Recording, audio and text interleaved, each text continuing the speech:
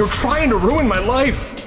Ow. Jake genuinely believed his cat was ruining his life on purpose. Her name was Mildred, and he thought his cat had one mission: to destroy his social life. Because Mildred would pee on everything. His laundry, his backpack. One time, she went into his closet and tore up a bunch of his clothes. Everything is ripped. And the worst part was she wasn't even sick. He thought maybe she's acting out because there's something wrong with her, so he took her to the vet, but the vet's like, she seems incredibly healthy. Meanwhile, Jake's showing up to school smelling like cat urine.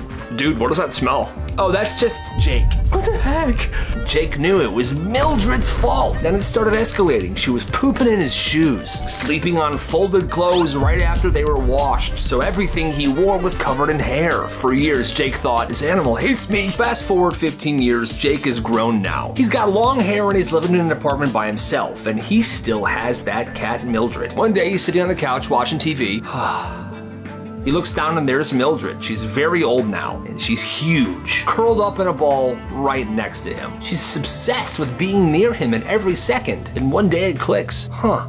She just wanted me all to herself. Now, maybe that's true, maybe it's not, but all he knows is that 15 years later, he loves that cat more than anything, and she loves him. It's kind of sad and beautiful. School prank gone seriously wrong, or right. This was back in 1979. Somebody glued all of the locks on all of the doors in this one high school. The teachers show up. They can't open their doors. What the heck is going on? Keys won't even go in. They couldn't even get into the supply closets because those were also glued. Within 20 minutes, the whole building is in absolute chaos. Janitors are trying to solve it. Teachers are trying to pick away at the glue. Students just standing around watching this all unfold. Eventually, the principal actually canceled school. School is canceled until further notice, students. Now, here's the thing. This all happened during the nicest week of the year. It was sunny, warm. Everyone wanted to be outside. So instead of being upset, obviously the students were like, all right, days off, we're going to the pool. Yeah, bo. They were tanning, they were listening to music. Because it's the 70s, nobody can text, nobody can call, so they're calling each other. Are we still off school? Is school still canceled? Then they find out from the principal that prom is canceled until whoever did this comes forward. Still, nobody talks at first. 3 full days go by before the school actually replaces the locks. Then eventually, the kid that did this admitted to it. It was me. He gets expelled immediately. School's back in session. Prom is not canceled. But here's the thing. Nobody was mad at him. The students actually loved him for it because right before prom, they got a few days off to go to the pool and get their tans on to be tanned for prom. It was a perfect situation, and that sounds awesome. Younger siblings, am I right? This guy had a younger brother, and his younger brother always won. Didn't matter what happened. If they fought, he would get blamed. Something broke, he would get blamed. Parents always hit him with, you're older, you should know better.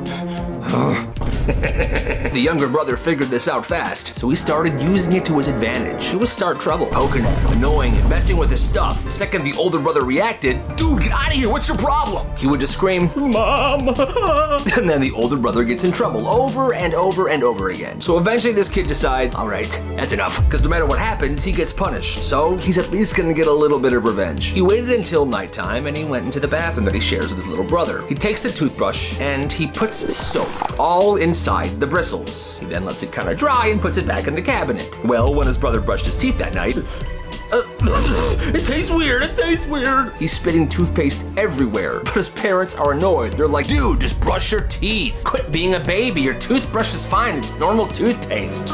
No, I can't, it's disgusting. Stop being dramatic. And yes, it was simple, but the noise of his brother getting yelled at even for something so stupid as that made him happy. This makes me happy, and he slept well that night. Most teachers have a confiscation drawer, usually full of phones, gum, fidget spinners. But this one teacher had a crazy policy. If it's on your desk and it's not a pencil or your work, it's mine until June. She wasn't joking. She was basically like a frickin' pirate. And her desk was the treasure chest, baby. By May, her desk would look like a mix between a museum and a flea market. Stuff everywhere. She had a stack of rare Pokemon cards, a half-finished crochet project from a student trying to make a hat during a test. There were some lucky rocks, and I kid you not, a waffle maker. On the last day of school, everyone would line up. This is to get their stuff back, or at least they hope. But this teacher, see, she didn't just hand it over. Everything on the desk is up for auction. You see, all year, she had been tracking these classroom points. Points you would get from doing well on tests, doing well on homework,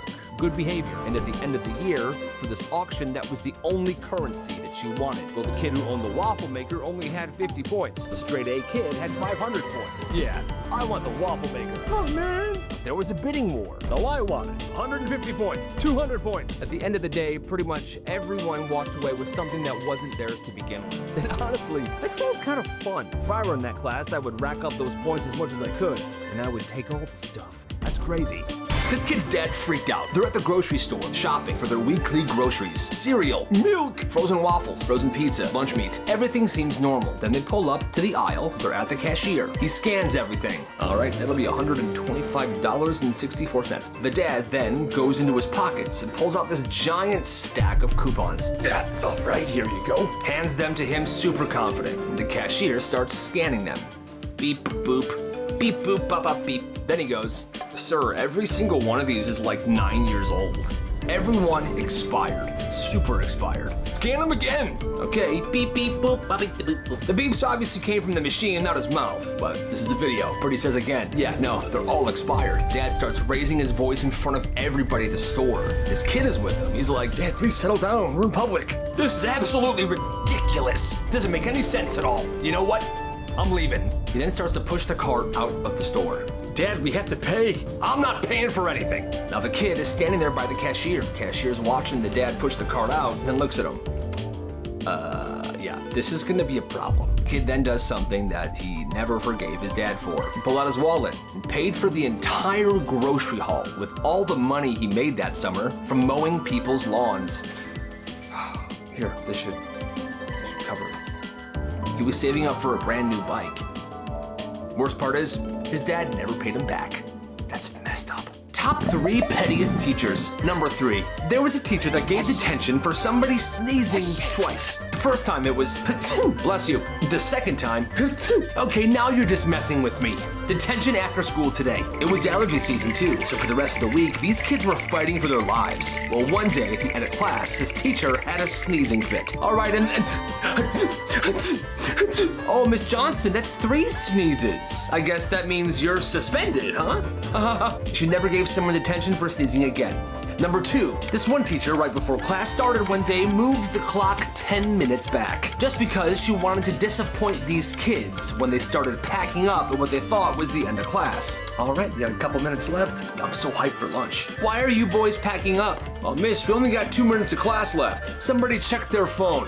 What the heck? That's right, I tampered with the clock. We have 10 minutes. It's time for group reading. That's just diabolical. Number 1 pettiest teacher. There was a teacher who failed the kid for using blue ink on a test. The problem was, she was the same teacher that lent him the pen. So you see, a kid forgot one. He asked, "Yo, can I borrow something for the test?" "Sure, here you go." She gave him a blue pen. Well, you see, in the syllabus, she had a rule where you weren't allowed to take a test with a blue pen. It had to be black. So he finishes the test, hands it in, and gets a 0. That teacher just wanted him to fail. And that's messed up. So this kid Gregory's in 8th grade, right? And his mom started noticing something weird last year. He'd get home from school starving. Like after school, he would eat a full meal and then another one. Every single day. At first, she's like, that's normal, he's a growing boy. But over time, something keeps bugging her. So she finally sits him down, and he admits it. See, Peter, his best friend, hasn't been bringing lunch to school at all. Every day at lunch, Peter just sits there. No lunchbox, no money, nothing. And Gregory, he was giving Peter half his food every single day, just so his best friend could eat something for lunch. The mom's like, oh no, not on my watch. So she starts packing him extra food, like low-key doubling every lunch. At first, she's being subtle about it, but then she just starts making a whole second lunch every day, one for Peter. She never talked to Peter's parents about this, she didn't even tell anybody, she just did it. And for a whole entire year, that's how it went. Peter and Gregory both having a lunch every day. But then it was a new school year. Money's tight. Gregory's mom's got bills, groceries are expensive, and she decides she's done. She sits down Gregory and goes, from now on I'm packing you one lunch, okay? For you. Don't share it. And at school he listens. He eats his lunch, Peter has nothing. Then one day the mom gets a phone call. It's Peter's mom. She's mad. She goes, I cannot believe you cut my son off without saying a frickin' word to me. And Greg's mom just hits her with this. Excuse me, when did it become my job to feed your kid? If I would have known you weren't going to send him a lunch anymore, I would have figured something out. Greg's mom claps back with this. Why'd I have to start doing this in the first place? Click. Phone call ends. Now Gregory's mom's walking around all angry at Peter's mom, and she's like, he's definitely not getting a lunch now. But here's the truth in this situation. Peter never asked for anything. He didn't start the drama. He didn't make the calls or send any texts. He just showed up to school hungry, and his friend tried to help him with that. Two adults turned this into some sort of power struggle lunch drama, and the only one who actually paid the price was the kid with nothing on his tray. And that's kind of messed up.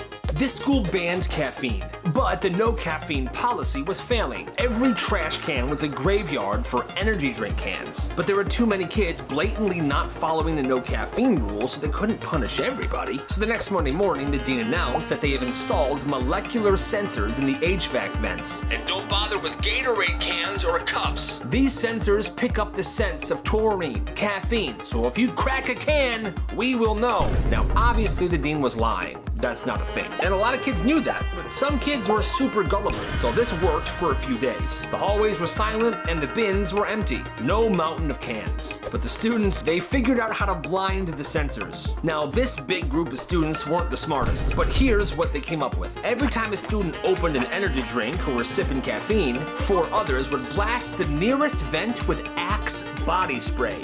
Cracking now?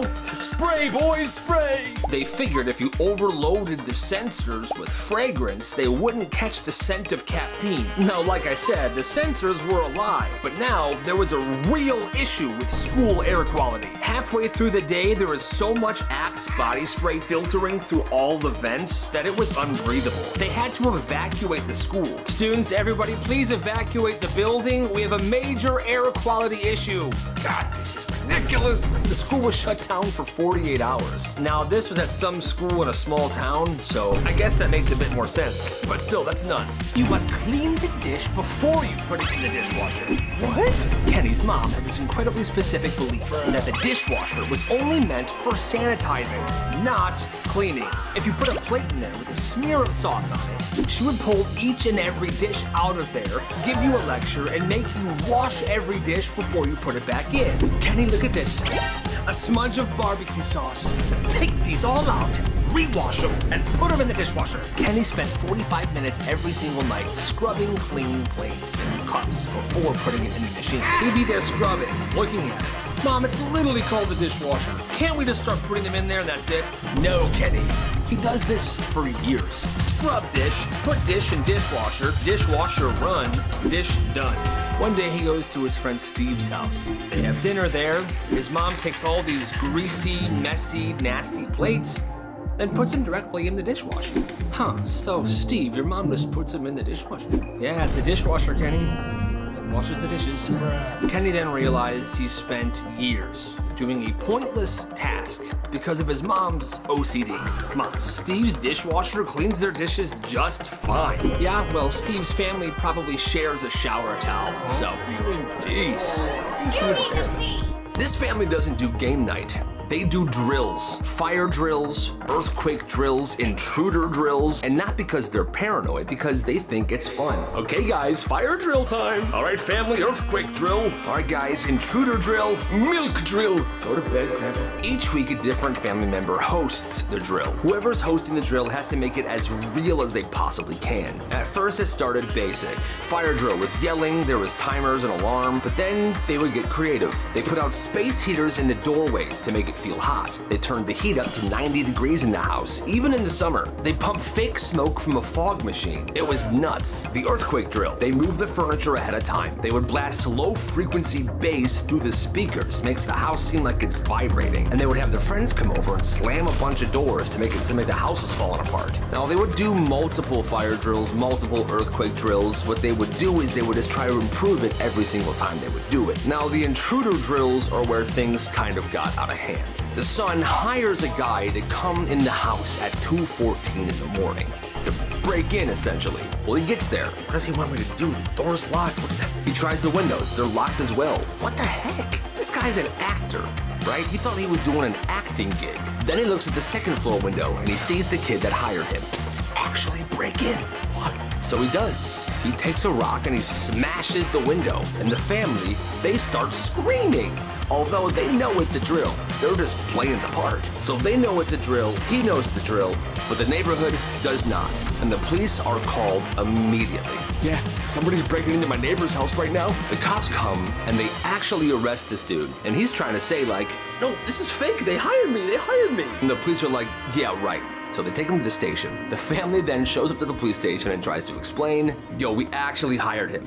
Here's the messages. This is just a drill. And although that is insane, that sounds kind of awesome. My home office has a window, and it directly faces my neighbor's living room window, 3 feet away. That was Toby. And for 6 months, Toby has not worked a single day without being watched. Every morning at 9 a.m. as Toby's sitting down at his desk to begin his work from home assignments, a tabby cat named Barnaby would take his position in his neighbor's living room windowsill, directly across from Toby. And the cat wouldn't sleep. He would just stare at Toby, right in his eyes, every day. It kind of creeped him out. It was this cat's routine. Well, by month 3, Toby kind of snapped. He decided if the cat wanted a show, he was gonna give him a show. It started with Toby finding a video titled Video for Cats, and he turned it around and faced it right towards Barnaby. Well, Barnaby wasn't impressed. The next day, Tony danced for Barnaby.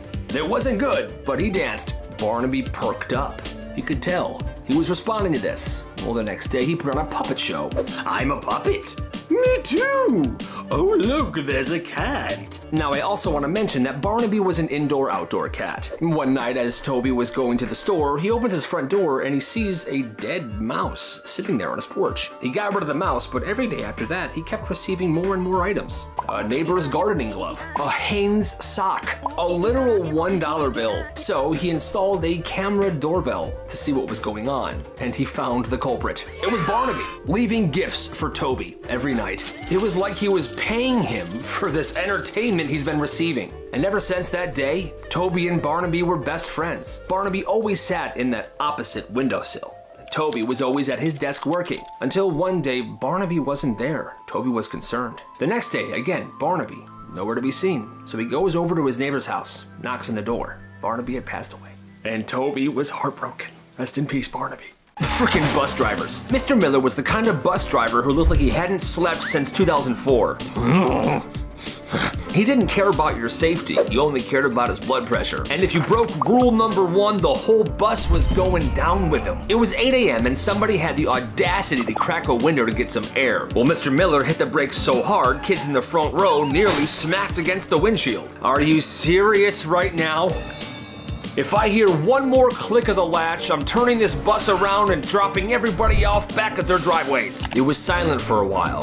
Then this one kid moved his backpack to let somebody in. Kyle, is that a bag in the aisle? You want me to trip and sue your parents? Pick it up and put it in your lap like a civilized human being. Or get off my bus. Kyle, I got a headache, don't test me. But here's the thing. While Mr. Miller is having a midlife crisis over a window and a backpack, the back of the bus is literally a lawless wasteland. One kid brought a Bluetooth speaker and was blasting Cocoa Melon while 2 other kids fought over a granola bar and a fruit by the foot. Mr. Miller, there's a full-blown fight happening in the back. I don't care. As long as the aisles are clear and the windows are closed, you guys could kill each other for all that I care. They finally get to the school and he opens the door. Get out, all of you, and if I see a single piece of gum on the seats, I'm calling your mothers, especially you, Kyle.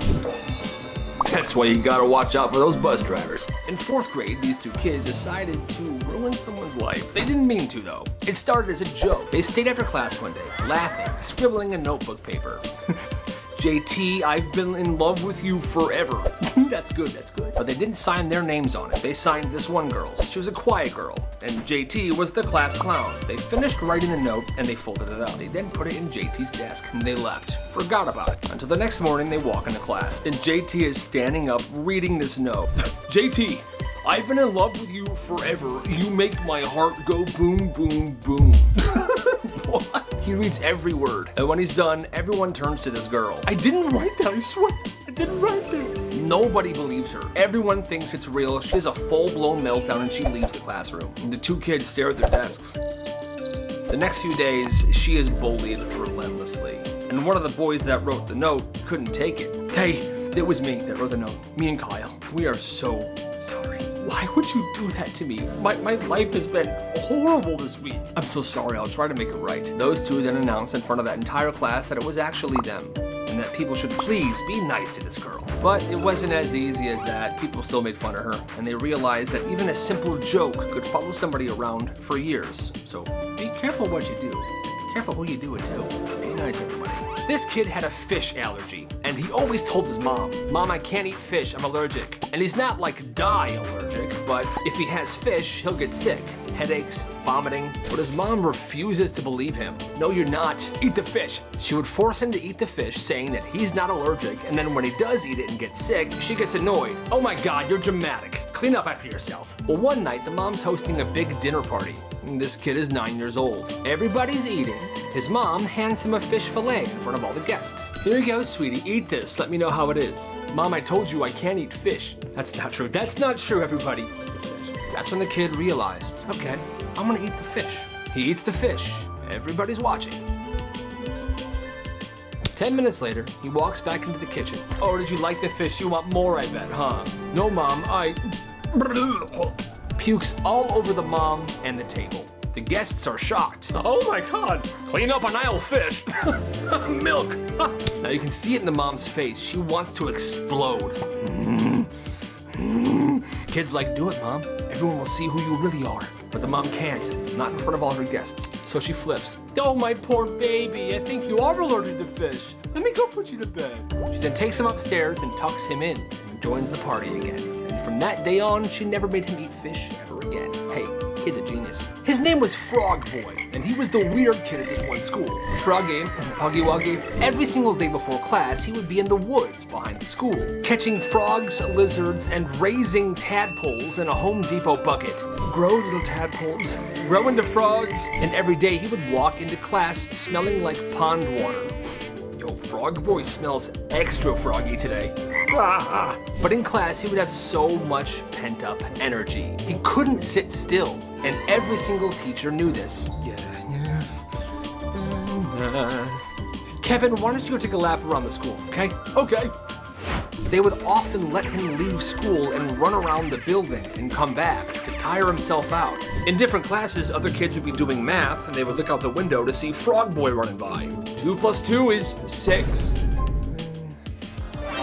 He would also just do crazy stuff. Like one week, he super glued all the woodshop tools to the wall. "It's a masterpiece. My tools!" Another week, he went into the kitchen and spread flour everywhere. "Looks like it snowed in here. My kitchen!" And it was like that for a long time. Well, fast forward years later. One of his old classmates is at home scrolling through his phone when he stumbles on a viral motocross clip. Yo, that's sick. It's a clip of a guy on a dirt bike going off this huge ramp and doing a backflip. That's when the old classmate realizes, wait, that's frickin' Frog Boy. Frog Boy was now a professional motocross rider, and he was very rich. I'm just happy he used his energy for something awesome like that. Hey, go Frog Boy. After class one day, a teacher tells him, "Tomorrow I need you to come to my office hours." "Oh, like right after school?" "Yes." And he's actually excited. At home, he tells his mom, "I got a thing for class tomorrow after school." He tells her it's office hours, and he thinks it's a party. "Ooh, office hours, that sounds fun. Let's go to Costco, we'll have you get some cookies to bring." So they go to Costco, she buys some cookies, chips, some plates. Next day after school, he's walking down the hallway with a plastic bag full of these snacks, and he's excited. He knocks on the teacher's door, smiling, and he goes in. "I didn't know how many people were coming, so I brought extra." "What?" She looks at the food, looks at him. "What are you talking about?" "Office hours." She closes the door quietly and says, "We're here to talk about your failing grade." It's not a party?" "No." He sits down, defeated. He talks to the teacher, and they have a plan to fix his failing grade. And as he's about to leave, "All right, well, thanks. I guess I should go do my homework." "Wait! I can't let you waste all the food. Let's bring out the cookies and the chips. Let's have a little party, just us two." "Okay." And for the next 15 minutes, they sat there and ate cookies and chips and just chatted like two human beings. And then he went on his way. Hey, actually, That's a good teacher. This guy went to a friend's house for dinner. Everything was chill until the milk came out. It was a really big family. They were at the table, it was loud. Every single person there gets a glass of milk. And milk for you, milk for you, milk for you, milk for you, milk for you, milk for me. Bruh. Well, then it starts getting weird. The dad reaches over and grabs his son's milk. Hey son, let me see your cup.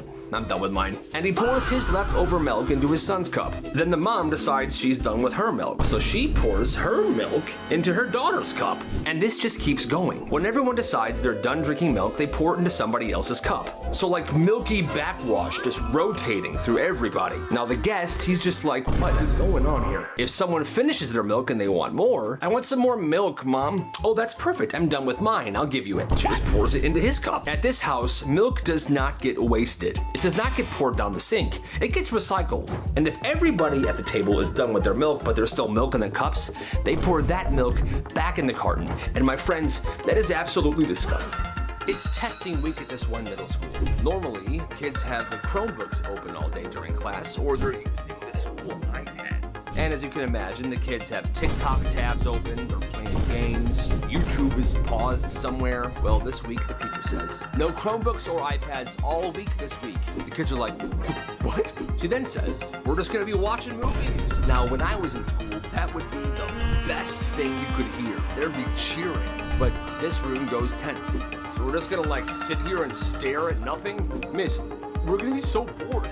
This is stupid. Yeah, this is actually messed up. They then start calling the teacher horrible names. You're a frickin' loser, idiot. Piece of crap. Yeah, I hope you die. It escalates and escalates. One kid flips a desk. Enough! The teacher then grabs the school police liaison. He comes in and shuts this entire debauchery down. Every student in that class gets into big trouble because what the heck is the matter with them? Are kids really that obsessed with the screens these days? Maybe I'm old. But like I said, all I know, movie days when I was in school. This family thought chairs make you lazy. So they were forced to always stand when they were eating. Breakfast, standing at the counter. Lunch, standing around the island. Dinner, standing around the table with the entire family. And they were supposed to eat fast.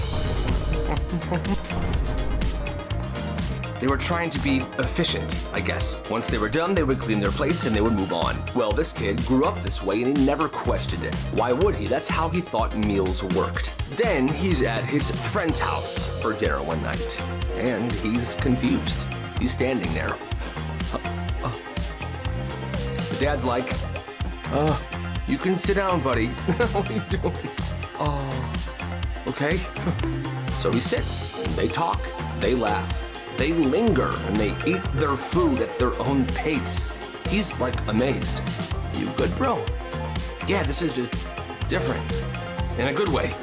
He realized that his family was the weird one. Like a lot of these stories, this happens. After dinner, he goes back home and he goes to his room and cries because, what? He's been standing for every single meal, eating as fast as he can, being super stressed out because his parents are crazy. But actually, you can just sit there and enjoy your food and be with people and laugh. For the first time in his life, he was relaxed during a meal, and that meant a lot to him. Now, it's years later, and sometimes when he's stressed, he finds himself standing and eating, but he always tries to breathe, take a seat, and just enjoy those dang potatoes.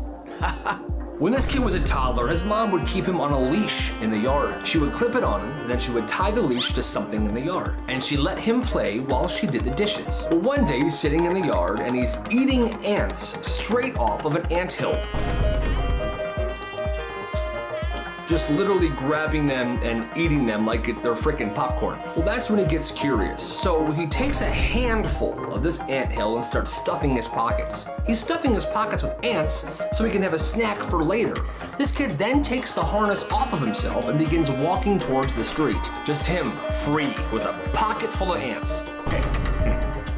The mom sees this and goes outside to start to get him, but as he reaches the road, a van pulls up. This dude opens the van and grabs him and puts him in the van. That kid, get it, kid. There's another guy inside. There's a guy driving the van and another guy in the back seat. So now it's this dude, the kid, and the other dude sitting in the back seat. Now his mom is losing it. The car peels off. She's screaming, chasing his van. But inside the car, everything changes. The guy who grabbed them starts screaming. No, get him off me! Get him off me! He's thrashing, panicking, because guess what happened? This toddler's pockets, like I said, were full of ants. And now they're everywhere in the van. This guy loses it. He just yanks open the van door and throws this kid into a ditch. Car's gone. The mom finds the kid moments later, alive, well, covered in ants, and eating them. And honestly, that's the craziest story I have ever heard. আমার কাছে জিনের বাচ্চার number আছে। জিনের বাচ্চা। করতে চাস নাকি ইটিশ পিটিশ করতে চাস? হ্যালো বন্ধু, আমার রোদে দিছস? এই তো দিছি তো। ঠিক মতো রোদে দিছস? কি শুনতে চান? আমি আপনাকে ভালোবাসি। ভালোবাসা যে এত প্যারা, এত কষ্ট, এত জ্বালা যন্ত্রণা, জানলে ভালোই বাসতাম। জিসান আর তুলির ভালোবাসার ইতিহাস তাই রক্ত লাগবে। আসসালামু আলাইকুম দুলা ভাই।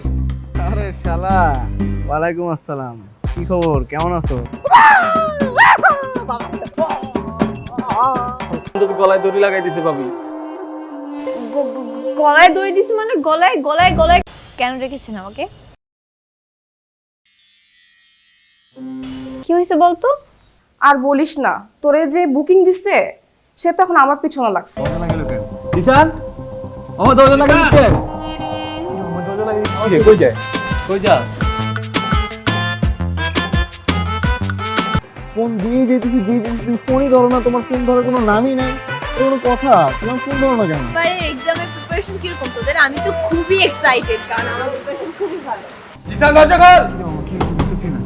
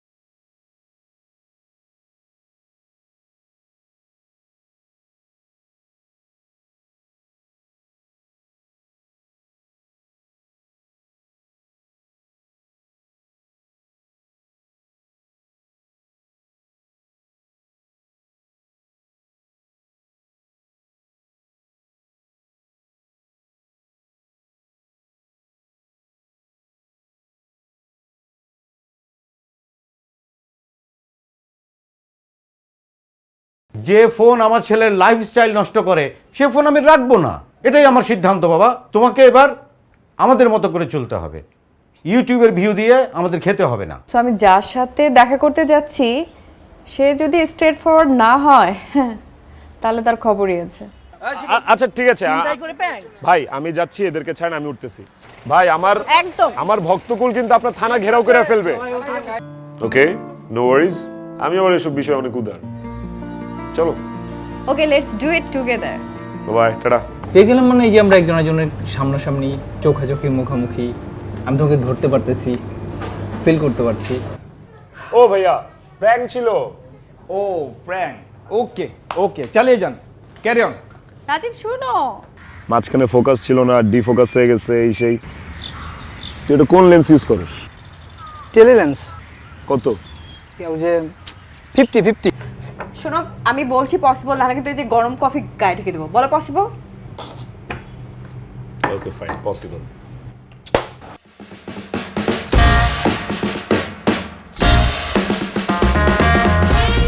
এই মেয়ে লোকটাকে তুই বিয়ে করতে পারবি? টিন্ডার থেকে তুমি এর আগে আর কারোর সাথে কফি ডেট করেছো আমি ছাড়া? হোয়াট? আমাকে কি দেখে মনে হয় চিপ? আমি exclusive version, okay? I am not available. কি ছিল? কি ছিল? প্র্যাঙ্ক ছিল, বিশেষ হচ্ছে না এই যে। Prank I sweet, I sweet. ওই যে দেখেন মনোপড নিয়ে দাঁড়ায় আছে, এই যে আরেকজন ইফতে এই শিখেছি ধরে 50 কি টেলিলেন্স নাকি, হ্যাঁ 85 ইউজ করবি, দরকার পড়লে তোর আমি 70-200 কিনা দিব। তুই টেনশন করিস না, হ্যাঁ? কোনো চোর না, চুরি না, ডাকাতি না, এটা প্র্যাঙ্ক ছিল, টোটালি প্র্যাঙ্ক। প্র্যাঙ্ক শিখাইছে উস্তাদ। কেমন হলো প্র্যাঙ্ক?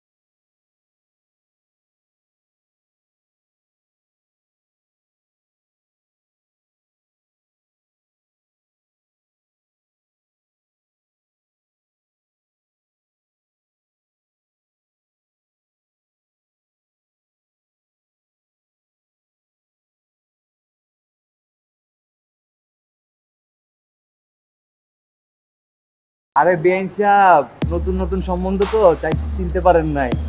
ওই যে আপনার বান্ধবী তুলি আছে না, আপনি যে কি করে আপনি তাতে কোনো কনসেন্স নেই, আমার বাসায় তুমি সবাই দেখে ফেলে। রাত 10টায় আমি ফোন দিব, আর একবারের বেশি যদি রিং হয়। মামা মালটা তো জোস। সরি সরি সরি ভাবি, তুই পারবি, তুই পারবি। দেখ কিভাবে কই। সেটিং মেটিং নাই তো? সেটি সেটিং মানে বুঝো না, পেন্টেরিতি সবে ইন্টার সেকেন্ড ইয়ারে পড়ি। সেকেন্ড ইয়ারে এখন ক্লাস 9 এর পোলাবেন প্রেম করে। মামা মায়া তো অস্থির। এক্সকিউজ মি আপু, এক্সকিউজ মি, আপনার নামটা যদি বলতেন একটু। শুনেন বেন সাহেব, আমার বন্ধু জিসান, ঠিক আছে? আপনার বান্ধবীরে শুনুন। মারি নাই তো, শাসন করছি। ভালো লাগে না, একটু মারতেই পারি, কিন্তু খুব খারাপ লাগে। তুই রবির নামে সুন্দর একটা রিক্সা ডাক। ভাবি তুই আমার বন্ধু জিসান দিচ্ছে, প্লিজ ভাবি আপনি একটু নেন, প্লিজ ভাবি। দেখেন ভাবি, কালকে সারা রাত তোমার আমি কল দিচ্ছি। সারা রাত? তাহলে আপনি শুনুন আপনার ভালোবাসার মানুষের অতীত বর্তমান। পাগল কোন একদম ঠিক হয় না, ওনার ব্যথা লাগে নাই? ব্যথা তো বেশি তুমি। তুহিনের ব্যথা লাগছে না? বন্ধু তুই চিন্তা করিস না রে, ভাবির মন ঠিকই গলে যাবে। ভাবির মন তো গলবে, কিন্তু